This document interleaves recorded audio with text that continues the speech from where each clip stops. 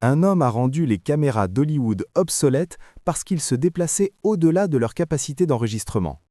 Un adversaire s'est retrouvé à l'urgence avec une fracture crânienne après seulement 11 secondes d'affrontement. Et rien de tout cela n'était truqué. C'était Bruce Lee. Chaque anecdote à son sujet ressemble à de la pure fiction. Pourtant, lorsqu'on examine les documents, tout a réellement eu lieu.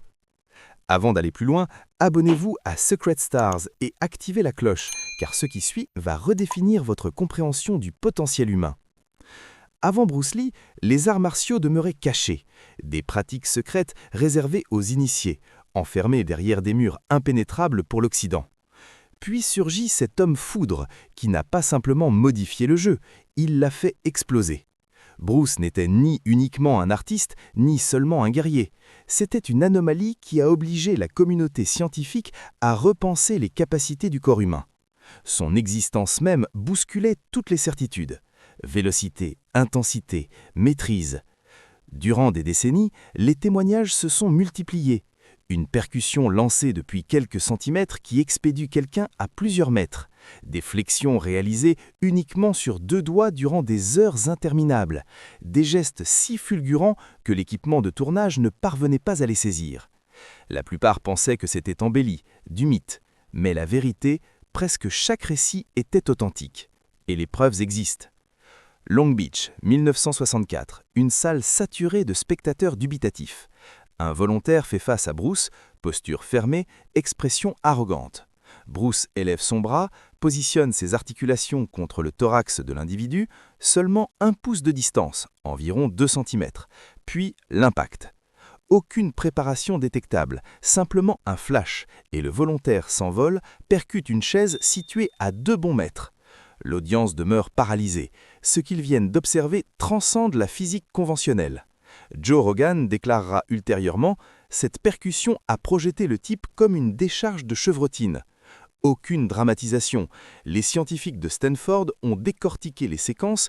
Bruce produisait au-delà de 1500 newtons d'énergie dans ce minuscule mouvement, suffisant pour fracturer la cage thoracique. Son organisme complet opérait tel un mécanisme unifié. L'énergie naissait depuis les appuis, grimpait par les membres inférieurs, détonnait à travers le bassin, jaillissait via le poing. Des experts internationaux ont cherché à répliquer cette technique. Tous ont échoué. Cet instant a métamorphosé une légende en réalité tangible. La démonstration que la force n'exige ni gabarit ni amplitude, uniquement la domination parfaite. Visualisez quelqu'un qui descend vers le sol, dépose uniquement 2 doigts par main et exécute des centaines de répétitions, sans vacillement, tout en développant des concepts philosophiques. Cette personne, c'était Bruce Lee. Chaque doigt endossait plus de 20 kg, zéro tolérance à l'erreur, un déséquilibre infime égale phalange brisée. Pourtant, Bruce avait sculpté son anatomie autour de cette discipline. Ses doigts étaient devenus métalliques, son autorité musculaire quasi magique. Bob Wall a témoigné « Il pouvait converser durant l'exercice comme si c'était ordinaire ». Car pour Bruce, ces mouvements n'étaient pas des démonstrations, c'étaient des enseignements sur la justesse, la résistance, la focalisation mentale. Ses mains constituaient des outils de précision absolue, aptes à identifier des zones névralgiques avec une rigueur microscopique ou à désintégrer des surfaces solides d'une seule percussion. Et cela représentait seulement la mise en condition. La communauté médicale a tenté d'élucider comment cela demeurait envisageable. Densité osseuse exceptionnelle, tendons renforcés par contraintes répétées, tolérance à la souffrance développée par années de percussion contre surface rigide. Mais rien n'explique l'harmonie pure avec laquelle il accomplissait ses gestes. Son corps ne combattait pas la gravité, il collaborait avec elle, la réorientait, l'employait comme allié plutôt qu'obstacle. La majorité croit que la puissance se mesure par la charge soulevée. Bruce Lee a prouvé qu'elle se calcule également par la finesse du contrôle exercé, et ce contrôle le différenciait de tous les autres. Que réaliser quand quelqu'un se déplace si promptement que votre matériel d'enregistrement le perçoit immobile ? En 1966, durant le tournage de The Green Hornet, une anomalie technique persistait. Le réalisateur William Dozier et son équipe filmaient des séquences de combat, mais systématiquement les rushs présentaient un défaut. Bruce Lee lançait une attaque, le scanner s'effondrait, mais à la revue des images, Bruce semblait statique. L'équipe a d'abord suspecté un dysfonctionnement, tests exhaustifs, tout fonctionnait normalement. Puis la réalité s'est imposée. Les percussions de Bruce Lee se produisaient plus rapidement que la cadence d'enregistrement.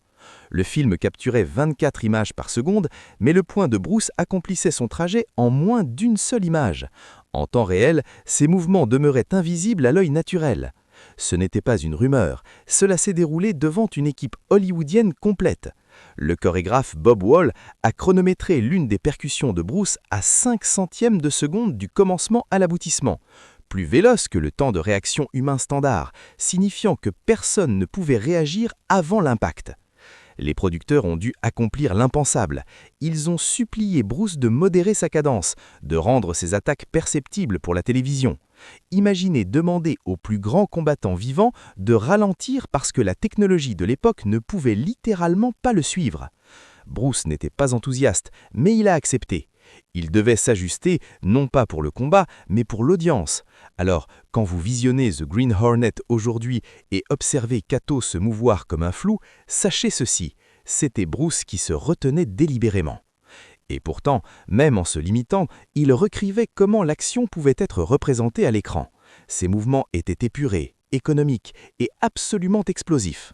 Des combattants UFC contemporains étudient encore ses enregistrements image par image. Ils analysent son placement des appuis, son économie gestuelle, son chronométrage. Des décennies ultérieures, il enseigne encore aux nouvelles générations comment se mouvoir intelligemment, pas brutalement. Seattle, 1960, un cours de handball du YMCA. Pas de caméra, juste des témoins qui ont juré le silence. L'adversaire était Yoichi Nakashi, ceinture noire japonaise respectée. Il voulait humilier le jeune instructeur chinois. Le match commence, Nakashi charge, Bruce esquive, contre avec un coup de pied qui pulvérise le nez de Nakashi.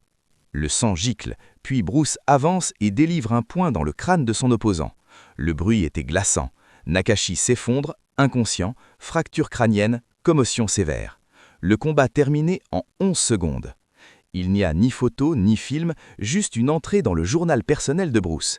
Il a écrit sur cette nuit non pas avec fierté, mais avec douleur, car Bruce avait failli quatrer un homme. Ce moment l'a transformé. Linda Lee a déclaré « C'était le jour où Bruce a réalisé qu'il était dangereux d'une manière qu'il ne maîtrisait pas encore totalement. » À partir de là, Bruce a consacré son entraînement non seulement à la puissance, mais au contrôle absolu. C'est ce qui l'a mené à créer le Jeet Kendo, non pas pour être meilleur, mais pour s'assurer que ce qui s'était passé ne se reproduisait plus jamais. Bruce Lee n'a pas simplement repoussé les frontières, il les a anéanties. Derrière chaque exploit inimaginable se trouvait un homme qui s'entraînait acharnément, vivait avec détermination et se mouvait avec une exactitude jamais vue auparavant. Ce n'étaient pas des mythes, c'étaient des aperçus de ce qui devient possible quand l'excellence rencontre la discipline absolue. Si ces révélations vous ont fasciné, likez cette vidéo, abonnez-vous à Secret Stars et dites-nous en commentaire quel exploit de Bruce Lee vous a le plus sidéré. Parce que les vraies légendes ne s'effacent pas, elles inspirent, et Bruce Lee continue d'inspirer le monde, un exploit impossible à la fois.